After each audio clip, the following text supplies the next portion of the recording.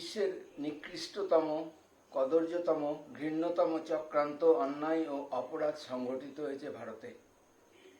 State bank of ইন্ডিয়ার counter থেকে 53,000 টাকা চুরি করে চোর সিসিটিভি ফুটেজে চুরির প্রমাণ সহ ধরা পড়ে। কিন্তু স্টেট ব্যাংক চুরির ঘটনা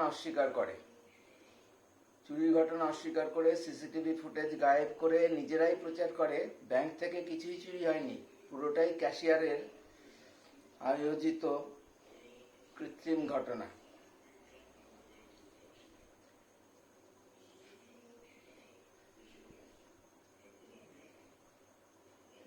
পুরোটাই ক্যাশিয়ারের সাজানো ঘটনা।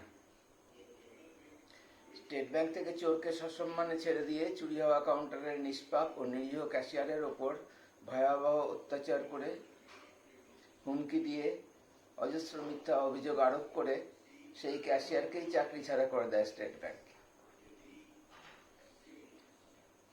চাকরিটা না ছেড়ে দিতে পারলে সেই স্টাফের মৃত্যু অনিবার্য ছিল। হ্যাঁ, আমি সেই স্টাফ, সেই ক্যাশিয়ার।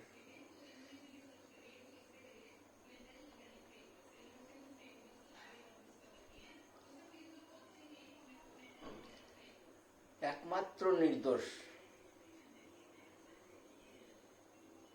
যতজন জড়িত আছে এই ঘটনায়, যাদের কথা উল্লেখ করলাম,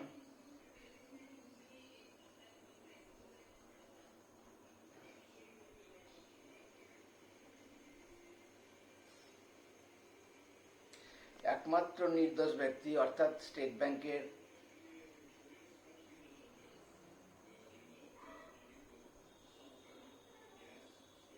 ওই নির্দোষ ক্যাশিয়ার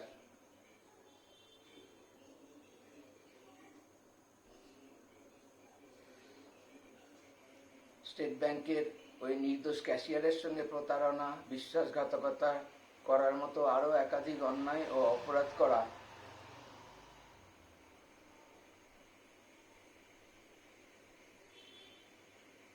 এবং নীরব অথবা নীরব থেকে সারা দেশেরই, পুরো দেশ 140 কোটির, সারা দেশেরই ওই চোর ও চোরের রক্ষক স্টেট ব্যাংকের 2.5 লক্ষ কর্মচারীর করা অন্যায় ও অপরাধকে সমর্থন ও সাহায্য করার যে ঘটনা ভারতে ঘটেছে,